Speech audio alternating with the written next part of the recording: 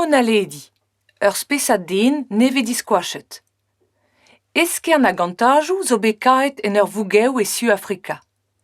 An eskern-se ave fet ur spesad den e daget ar dianno betegen er oueskian chourien e tre broadel.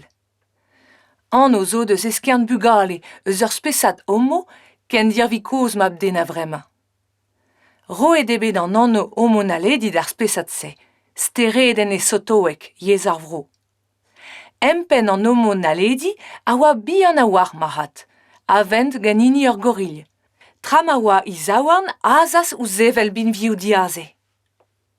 Ma vefe kadarneet ar spesad nevese e c'halfe cheñch kalz a draoù e istor an denelez. Chomara ar skian chourien war evezh kouskoude. An eskern n'int ket bet deziadet c'hoazh gant furcherien ar gavadenmañ.